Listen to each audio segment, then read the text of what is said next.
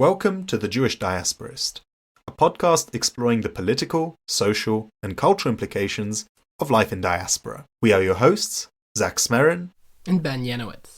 In our historical studies, we have learned that specifically Jewish labor movements thrived from the mid-19th century until the mid-20th century, when they largely ceased to have distinct identities within their national labor movements. The reasons as to why this occurred were complex, with factors including the kinds of workplaces and communities where Jews worked and lived, Jewish immigrants' assimilation into their new national homes, as well as the general decline in power of labor movements around the world. Today, many people consider Jewish politics and labor politics as fundamentally distinct from one another, with little prospects or benefits to be had in their synthesis. This is a perspective common across most of the Anglo-American Jewish left. Yet socialists have long recognized the power of working people to transform their lives and the world around them through struggles in their workplaces. Yet labor movements have often failed to realize this ambition. Constrained by anti-labor legislation, individual unions have prioritized the economic interests of their own members and leadership at the expense of wider social aims. As diasporists, we believe that dispersed peoples can play a unique role in the overcoming political-economic divides. And while this can be applied in the general struggle for international cooperation and world peace, it can also be applied in the labor movement. A transnational Jewish labor association could play a role in integrating national and international labor movements that are otherwise divided between different industries, workplaces, unions, and communities.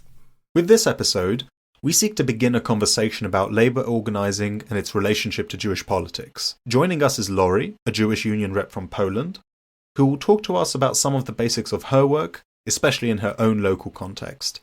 Poland has a rich history, of course, of Jewish and non-Jewish industrial struggle, most famously expressed in the Solidarity Revolution. In the next episode in this series, we will talk to two Jewish labor organizers in the United States to continue exploring the possibilities for a Jewish labor movement in the 21st century. We hope you enjoyed this conversation. It's up to us to call ourselves to task, to sing what's good and true, to bring about redemption. It's what we were freed to do. For what's the point of being here if we're not moved to change our ways? Aleinu l'shabeach. It's time to live our praise. Laurie, cześć. It's great to have you here. Finally, another Polish person that's come and joined me to speak. We had Olaf a little bit, Ben as well, you know. Got the ancestry. Definitely. So, Laurie, would you like to just tell us a little bit about yourself? Well, I'm not really Polish that much. But yeah, I'm living in Poland. I was born in Warsaw. I'm Laurie Debeni or Laurie Debeni or Laurie Debeni. I never know how to say it. I'm 27. I'm an activist, trade union organizer. When it comes to nationality, it's a lot of back and forth. I'm Polish, Jewish from the side of my mother, and like Corsican, Jewish, French, and Italian from the side of my father. Yeah, it brings a lot of spices to the soup. That's really interesting. I think there's something that we could do just because from all the different episodes we've had, we have a lot of people that have different ancestry but are living in certain places, and everyone seems to have a different relationship to the concept of nationality at a personal level. So we could do a whole nother thing about just that. So thanks for bringing that up. So you're a labor organizer, which is something that many of us on the left really lionize and really appreciate because we see what's going on in the world and how capitalism has really just completely alienated us from the world around us and each other. Many of us see labor organizing as one of the real ways by which we can kind of scrape back our connection to each other and the world. I don't know that much about the Polish economy and the specifics of Polish capitalism, but I was wondering what you see as the place and position of labor unions in Poland today within your own day-to-day organizing as well as the broader national labor movement in Poland. The place, you mean exactly role or how important today it is? The role and importance as well as kind of the state of the movement at this moment. So the movement is in a pretty bad state right now. We have something around 10% of people in unions in general. But actually, we say that this is actually at 6%. This 4% is probably people who already are, old and they're not working anymore, but they're just part of the union on retirement, let's say so. In Poland, in Polish law, actually, when you want to be in a union, you are, so you don't have to work actually to be in a union. People who are already too old to work are still in union because it's a big part for them, like of social or cultural life. So it's also important for them. So this is how it is. But actually, I would say it's something around 6%. And it's really bad because, for example, we can compare it with, I think, Sweden, where they have like 68% of unionization. So it's bad. And also it affects our economy a little bit, workers' rights in general. And also I think that it affects the Polish mentality because people don't really believe that they can change something if they organize and if they are together and if they stand in solidarity together. That would change a lot, but I think people don't believe it and they're not really educated about it. Could you say a little bit about the union that you are currently organizing for, as well as like the broader institutional in terms of union federations and how that functions within Poland? Okay, well, I'm organizing in 2 unions. I can't really talk that much about it because it's a little bit top secret, so that any employer that hears me right now, greetings to you, can't use this information anyhow. But I'm organizing to 2 biggest unions in Poland, and I'm organizing usually in corporations, offices, in ICTS sector, so communications and IT. But also I was organizing before in gastronomy, and this is how I became part of labor movement myself, and this is how I started this job anyway. So I just started with organizing myself and my colleagues, and then I started to organize other people. But also before I was working also in a team that was helping Ukrainian refugees with labor law and situations of fraud actually. So for example, when somebody came here because of the Russian invasion in Ukraine, and for example, they were working in a Polish workplace and their boss didn't give them the money. So I was the person who was going to the boss and screaming at him, give them the money, for example. It was great. I recommend to do this.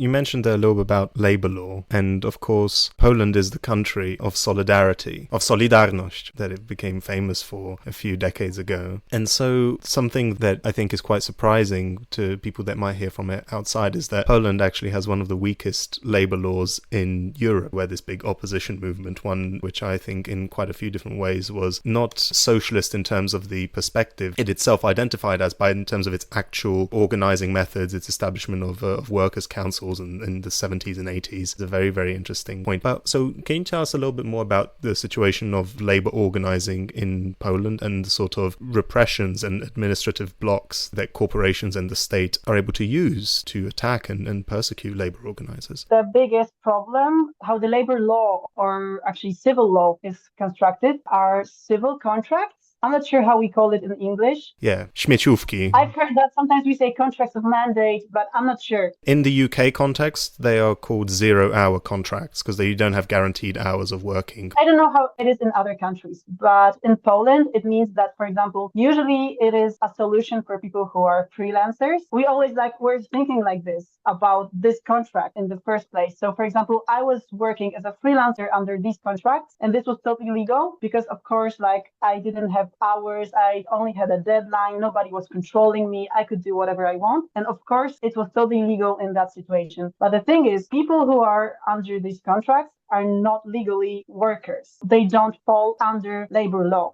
Which means if something happens regarding, for example, hygiene and security in the workplace or general things like working over hours or anything, mobbing, they're not formally workers. So you have to go report it to the court. We call it labor court. I'm not sure. And, and proceed there. And it takes 2 years, 3 years, 5 years. It's insane. So the problem is these rubbish contracts or zero-hour contracts. This is, I think, the major problem for me also in organizing, because rotation is easier in the workplace. So people are, coming to work and then they fell out of it because of whatever. They signed these contracts, for example, for 3 months. So I have so many leaders in the workplaces. We're working under these 0-hour contracts. And then suddenly I've lost them and I didn't get 50 group of people organized because of the crucial person that was sacked. It's insane. So this is the biggest problem. And I think it is super, super urgent to be solved. Of course, government doesn't want to do anything about it because it serves smaller businesses. Like gastronomy is a good example, because you are running a bar where, for example, there are like 8 people who are employed, but actually they're on the 0 hours contract. Formally, they're not workers, and also they are only 8. Forming a union, you need 10 people. You can form a union within this 0 hour contract, so it's okay to unionize anyway, but it's hard. And on the other hand, you can't go to any leave, like maternity leave. You can't do these things. You can go on holiday. You can do like nothing because officially you're not a worker there. You're not employed. So I think this is the biggest problem regarding law. It began somewhere around, I think, 2009. I don't want to lie, but I think it was something like this. Like I was 13 and I remember when they started it. And actually it was the liberal government. Hey everyone, Zach here, just working in post. We tried to find this out during the conversation, but it wasn't really possible for us. I just wanted to check now, and it's actually quite difficult to find out the exact details on when civil legal contracts, which is what rubbish contracts are formerly known as, were introduced. Suffice it to say, Laurie is right, they became more popular in the late 2000s under the liberal government. The elasticization of the labour market in Poland since the 1980s stands, and every government has contributed to that. It's a complicated subject. We may go into it more in the future. But the thing is, in Poland, for example, when you go to the strike, it's already a bad moment. It means it's bad because for going to a strike, it takes like a long journey. It means that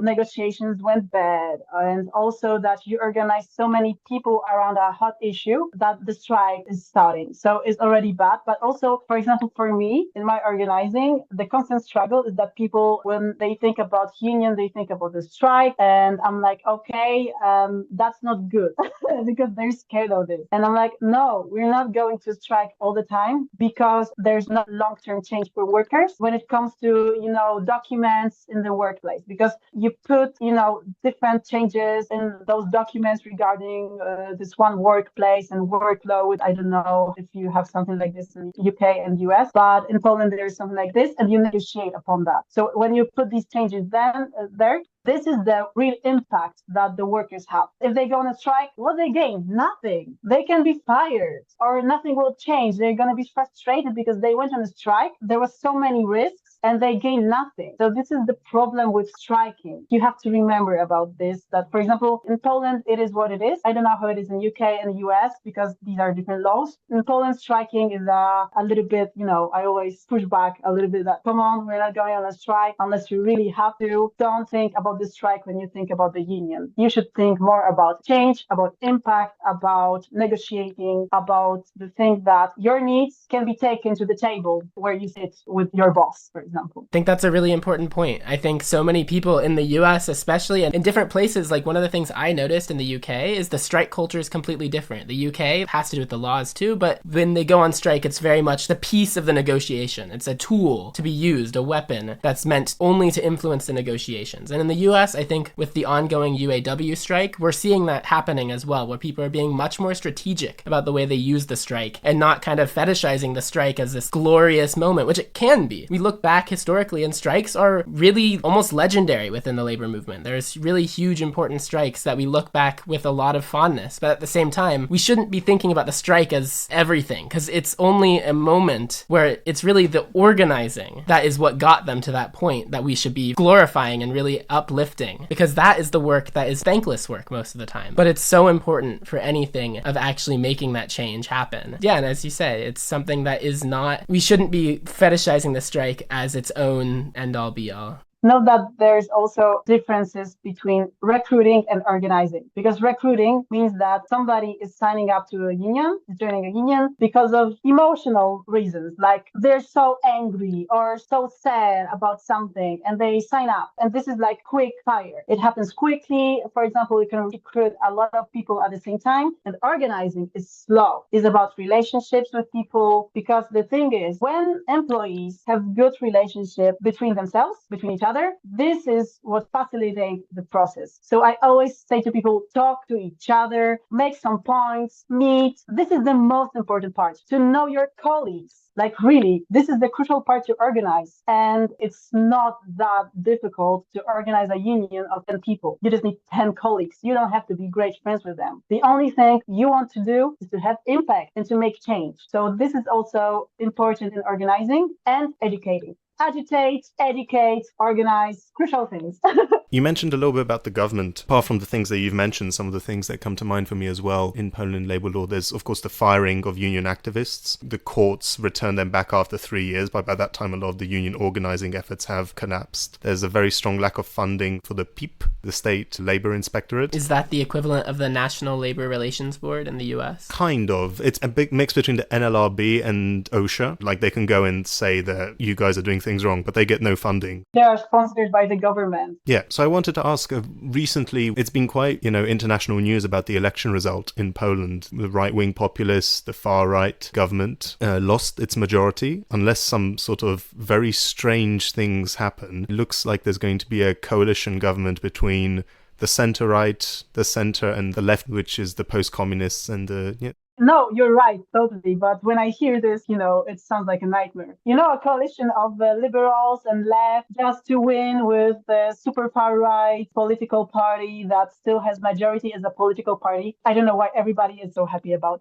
But anyway, peace won. Come on, what are we talking about? They won, but they're not going to be in government. And for the first time in 18 years, the left will be reduced, but a junior partner in government. There will be people likely to influence policies. But you don't seem to believe that there's going to be some sort of influence in terms of policies on the labour movement. The left is, as far as I understand, declaring its opposition to rubbish contracts. But what's on your position on the ground as an organiser? What do you think in practice it's going to mean? What I have to say is that the left actually did change some things, and now we're going to see what's going to happen. But actually, an example, because you were talking about labor activists fired from work, right? So these cases now are going to be a little bit facilitated because these people will not be fired. Actually, if a workplace will fire this labor activist, they are going to be paid anyway for the time during this process. So the left did a project to cover this and to provide security for labor activists during these processes. It's a great win for labor union because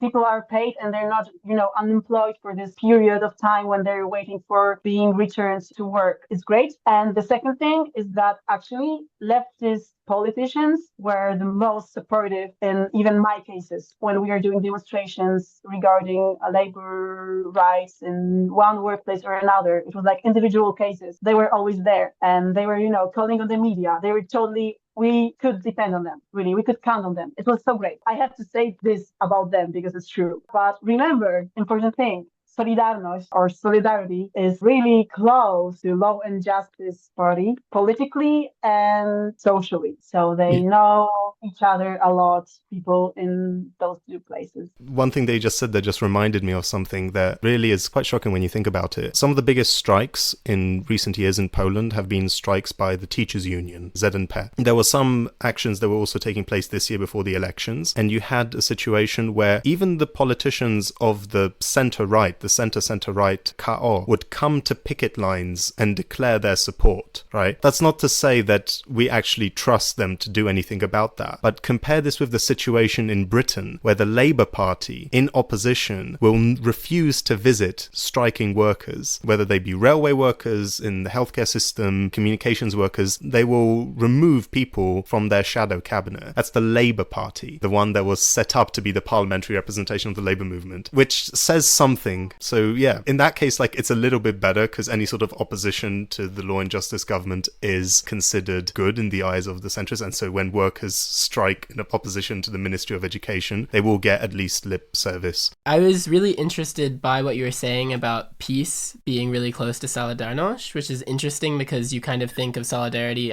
It was at least a ostensibly people-centered center-left movement when it was around in the 70s and 80s, as far as most people from the outside saw it. Is that mostly a socially conservative politic that they're kind of finding resonance with peace? The thing is, Solidarność was never left. In those times, because It's problematic to me to talk about it because I'm not really Solidarność-wise. I don't really know people who were in this labor organization in 89 or, when everything changed in Poland. There are like these stories of old people, of what happened. But in general, it's like, I think they were connected to each other already at this time, around 88, 89, 90, 91. These were the times. I think it's because of it, because they were always like connected and they went to jail at the time. And then they went to politics. So this is, I think, the connection. But what actually is a glue for them? It's not actually social politics. Actually, it's identity politics. Just being conservative in that matter. Like a Polish nationalism, then? No, that's too much because the thing is, this is the biggest labor organization in Poland. So people in it are really different. We can say here a little bit about the official connection and the information that goes to the media from Solidarność and what you can see and read and all that stuff. But inside, there are a lot of people who are younger, who are also LGBT people, who are not Catholic, who are not conservative. Like, I know these people and I know, like, I've been working with them and, I don't want them to feel here like they don't belong or something. Because the thing is, unions are for everybody, but it's like a two-way thing because it means are for everybody. So also for the like right-wingers, for conservative people, but also for like a lot of diversity, like social diversity, people of color, LGBT plus people, like, different nationality, ethnicity, like religion, everything. So yeah, but official information that you get is, for example, when you are in Solidarność, you receive leaflet and there's like a graphic design, the person in emergency room, and there's a fire in LGBT colors, like queer colors, rainbow colors. Yeah, I can show it to you. And it's so embarrassing because it should be a labor union. So it should represent everybody because it should just represent like, I don't know, labor movement, like workers. I don't know. It's like insane. It's insane in that matter. So yeah. As I did a lot of research looking at the history of labor unions, especially in the UK, where arguably like the modern system of labor unions and contracts really first originated, one thing that was brought up in several of the sources I looked at was the idea that labor unions themselves are the shield of the working class. They're the defense mechanism, while cooperatives could be seen as the offense when it comes to moving us towards a socialist economic system where the working people themselves have control over the means of production. And I was kind of wondering, because unions are this really big tent vehicle for defending the working class, but aren't necessarily like the mode for actually advancing the struggle towards a socialist economy where workers themselves control the means of production. Because of the idea that unions are such a big tent and contain so many different people with different perspectives, it can be really difficult to really get unions to go beyond this defending role of just preventing workers from having wages cut or having the worst contracts in the world that give them 0 hours guaranteed per week. So I was kind of wondering what sort of other forms of labor organizations, whether it be cooperatives or like grassroots caucuses within unions, even like labor federations in terms of bringing people together across industries, do you see as kind of playing a role within the Polish labor movement, as well as within your own thinking about how we get to a better, more just economic system? Well, in Poland, it's really a niche.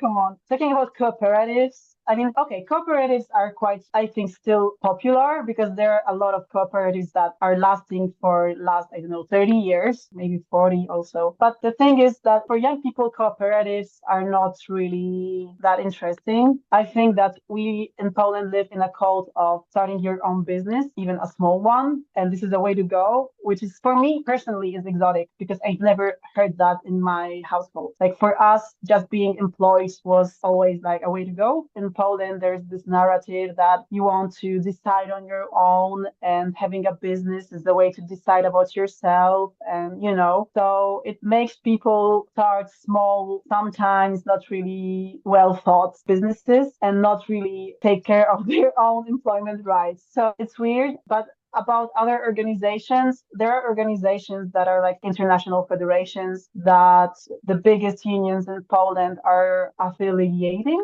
right? But I don't think they really do have impact on anything here. I think they have impact in matter of, doing workshop or, discuss topics across many different sectors. Okay, yeah, sure. Or different countries or about, for example, when it comes to ICTES sector, you can contact people from the same sector, but for example, in other countries of Central Eastern Europe. So that's cool, but it doesn't really have an impact on Polish labor law or labor movement. And actually, what I really think, I think that the labor movement has to be like strong by itself in here because other things won't make it stronger. The only thing, the only way, the only absolutely way is to organize people. It's the only way. When I hear, sometimes in a union, I hear that people are saying, okay, I think that we should have a great social media. I'm like, yeah, sure, it's nice, but still, the most important part is that you go to your colleague and you organize them because this is what serves your purpose. And nothing like international organization, a collective, other groups, I don't know, within this group won't make it for you. You have to stand up for yourself and your colleagues. And it's a basic solidarity. Together, we are strong. And that's all. That's all what you have to do. That's the only thing that has an impact, in my opinion. The thing is, unions are really weak in Poland. I mean, not weak in meaning of having impact on government because they do, of course. It depends from a union. But on the other hand, weak, I mean, there are not enough people. We have to organize so many people because it's going to change the labor law for good and for long term. I don't know if it is actually the answer to your question, but yeah. No, I think it's very important because, as you say, like a lot of people think about the labor movement in the abstract and don't recognize that like we can stand for a strong labor movement and have all these aspirational politics and what we think this movement can do. But if you aren't actually bringing people together, you're not going to be able to do that. What I hear a lot in my work is really funny because, for example, I'm talking to somebody that, come on, join the union, all that stuff. And they're like, wow, it's a great initiative. Like, I support you. And it's like, yeah, I support you. I'm going to clap my hands and say it's great and it's going to do that for you. No, guy, no, man, come on, like sign up. That's all what you got to do. It's like so easy. And so people are like, I support you. You're not supported if you're not in the union because this is how Polish law works. As a union, you negotiate for the whole workplace, for example, if it's just one workplace. But for example, let's say we have one workplace. So you negotiate for all the workers in it, or the employees. So if you're going to negotiate for pay rises, all the people will get pay rises. But the thing is that, for example, you want to have like 20% of pay rise. And you can get it only if your union is strong, if there are many people in it, because it's so normal that the boss will gonna look at you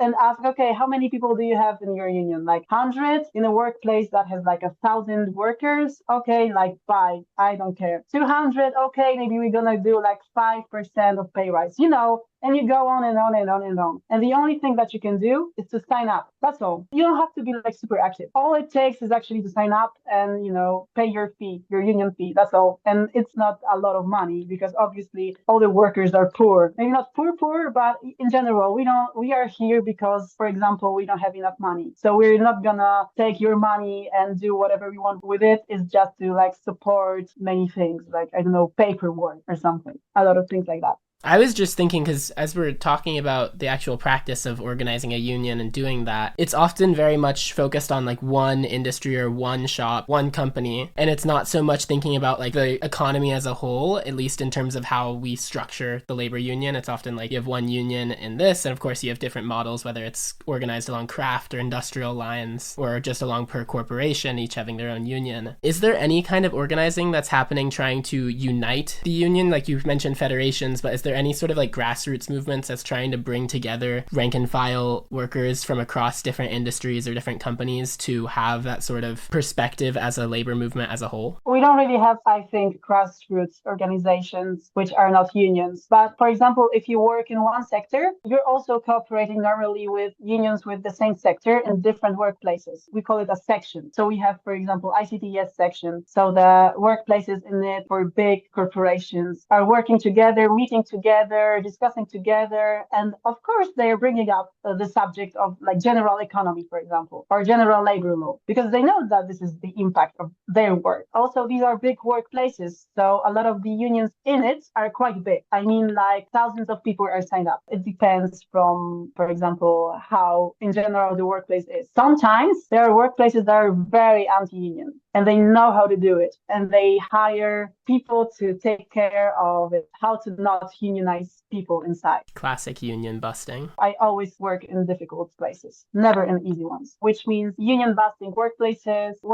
with big rotation or precarious work standards. This is where I organize. I never organize in easy field like I would like to. When I see like easy field to organize, I'm just say like I'm contacting with people and I say to them what to do, how to do it, because they can do it by themselves. And I think this is the best idea, because for me, in my organizing, I try to give people skills, experiences, and knowledge so that they can be on their own at some point after this. The thing is that union organizer is not going to do everything for you, because, you know, I don't work there. It's not for me. Actually, I always say to people like, I don't care.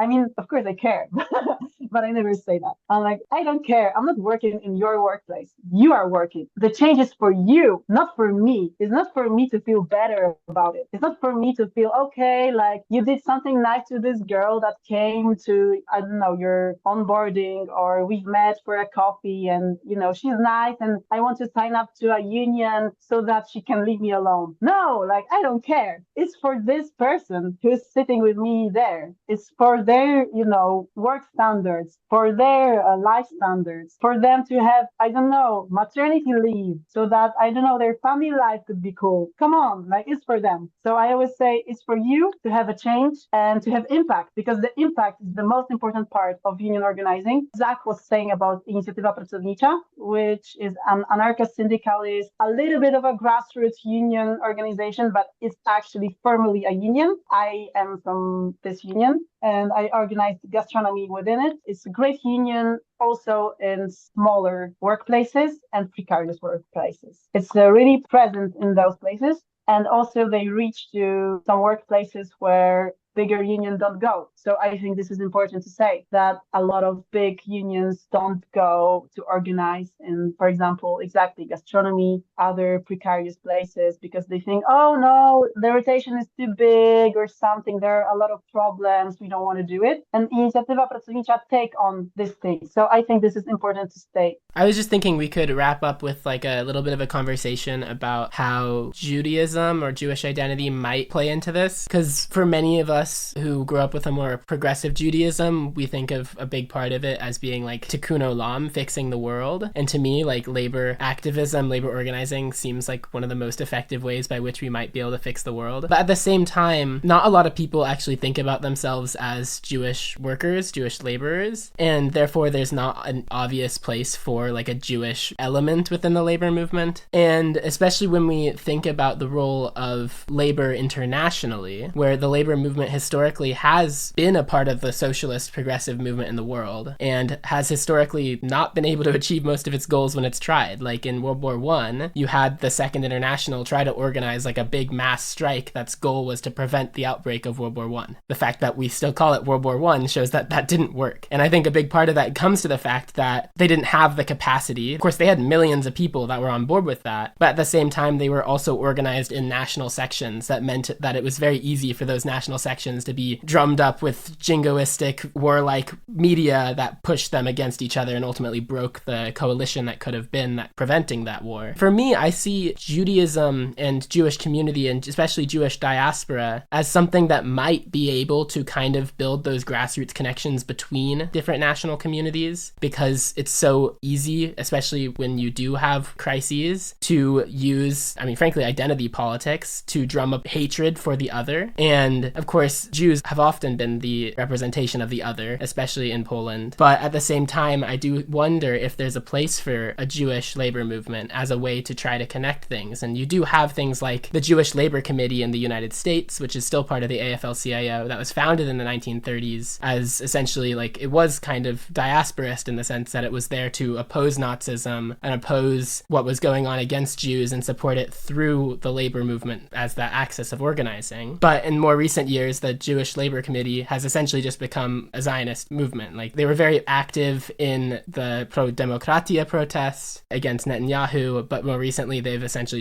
they opposed Hamas. They haven't made any statements about anything since October 7th. And I was kind of thinking, like, you do have a Jewish labor movement, kind of, in terms of institutionally, but in practice, there's no diasporist practice. There's no attempt to try to build connections between Jews in the US and Jews across Europe, or Jews in Israel-Palestine, in a way that's more critical and socially conscious of the role that labor movement might play within the reconstruction of the world along radically different lines. And I was just kind of wondering, of course, you don't have all the answers, we don't have all the answers. I was kind of wondering if you could say a little bit about what you think, if there is any relationship between Jewish identity and the labor movement for yourself, as well as how the labor movement might be better integrated internationally. Well, I think that the last moment when we had a Jewish labor movement in Poland was the Bund. And after this, we lack a little bit of it because the Jewish community in Poland, I don't know how Zach is perceiving this, but for me, it's really small. I mean, it's small in terms of community of people who are, meeting together, because in terms of, I don't know, ethnicity or something like this, of course, there are a lot of people who are children, grandchildren of Jewish people and don't even know it, but this is the different subject. I think it's quite big in Poland, but in terms of Jewish community, we don't really have something like this. But what I think is that, in general, a lot of groups, activist groups, because, I was active in many, many, many groups, a lot, because I'm an activist for 8 years or something like this. So I was active in feminist groups, anti-fascist groups for homeless people. I was supporting of squatting scene, LGBT scene, also Jewish, of course, really different places. So I have met a lot of people and I've seen different approach to this. And what I think is that regarding labor movement, we don't really speak enough about it and we don't really emphasize it, that we need to be together, which means, for example, exactly, Jewish movement, Jewish community should be more supported, I think, so it could be more visible. But same goes for anti-fascist movement, for LGBT movement, because these are all together, tied together. I think that we lack this, but we should do this because it serves all purposes. It serves Jewish community then, and then also it serves labor movement. The problem is that maybe it's because all those groups and communities are small, and it's because of resources that they can't really, be so helping each other and be so supportive, because you can't do everything. So I think that maybe the problem lies not because somebody doesn't want to do this. It's not the intention, but it's just lacking of resources because there are not enough people. And we have to focus on, current things, current problems and struggles of Jewish community in Poland, or current struggles or feminist movement, because it's a lot, we all have these problems that needs to be addressed, that goes to all these minorities. And then it's hard to find energy or find people to also do it intersectional. I'm a big advocate for intersectionality, for, of course, socialist feminism or socialist Jewishness. I don't even know how to call it. But for me, it's really important. And I was always raised in this imaginary world of everywhere where I am is my home and I belong there. And I don't have to go to Israel or anywhere, never. My father was telling me this. And exactly what I think is that because of this approach, I also have this approach to change things. So, for example, if I was in France, I would be active there and I would respond to the problems that are there of labor movement or feminist movement or Jewish movement, everything. But I'm in Poland, so I also respond to the problems here because I belong here. It is my home. My family is here. I think that is the part of the bigger picture and how I see it and how I was raised. That's absolutely amazing. I have thoughts in terms of Jewish labor organizing. There are specific reasons why Jewish workplace organizing, Jewish labor movement specifically today, does not take place. Size is one of them, especially in a country like Poland. But the question is then, at what point does it become justified or does it make sense that there isn't Jewish labor organizing? Because you don't really see Jewish labor organizing in Germany, in France, in the UK, in the United States. And these are countries with much larger Jewish communities. But that's something that, we can talk about for maybe saying that there are not Jewish labor movement in France or in United States? Really? Why? Not in particular, no. There isn't like, there are some, yeah. In the US, there's historically been a Jewish labor movement. In Britain, there has historically been a Jewish labor movement. But one thing that I've learned through my research and just reading has been that mostly that was organized by immigrants, and they were organized as cultural. It wasn't religious. Like, these were all Yiddish speakers who felt most comfortable together and therefore organized collectively. And many of them were working in the same industries. Most of them were working in like the tailoring trade. They were in the position so that a Jewish labor movement was possible, and not only possible, but like very obvious. It was the obvious way to organize. And then as they became more assimilated or acculturated, that stopped being so central, and they started just organizing within the more mainstream American or British labor movements. And there really hasn't been a push to do that since like the 1930s, when the rise of fascism really made Jewish identity be a really key part of this popular front bloc, which I think is ultimately what you were kind of saying about. But do you think it's like it changed after the war? Like, for example, in those countries,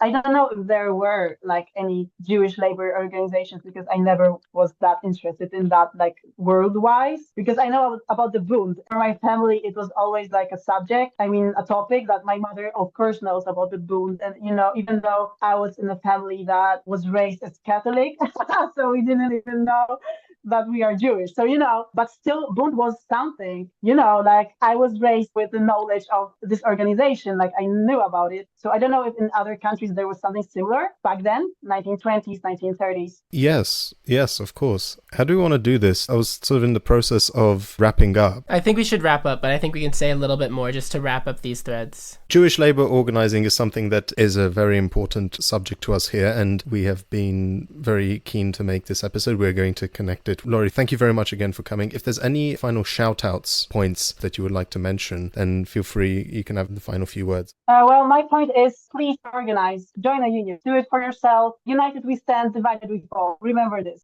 Join a union. Join a union and support those that exist. Because not everyone is in the position to join a union, but I think it's really important to recognize that we can support each other, both in terms of rhetoric, but also in terms of resources. Like, it's so important for unions to have the resources they need in order to actually fight these struggles, because it's hard to go on strike, it's hard to organize, it takes a lot of resources. And it's really important that we support the unions and the labor movement as a whole if we wish to actually be able to push this heavy boulder up the hill and hopefully one day have a better world. Laurie, thank you so much for joining us. This has been a really wonderful conversation. It's up to us to call ourselves to task, to sing what's good and true, to bring about redemption. It's what we were freed to do.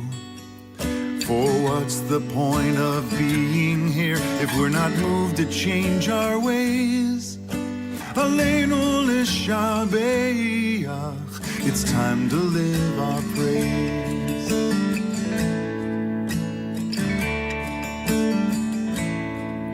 We are carrying the stories of the ones who came before. What stories will be told of us when we are here no more? We commit ourselves to action. It brings meaning to our days. Aleinu l'shabeach, it's time to live our praise.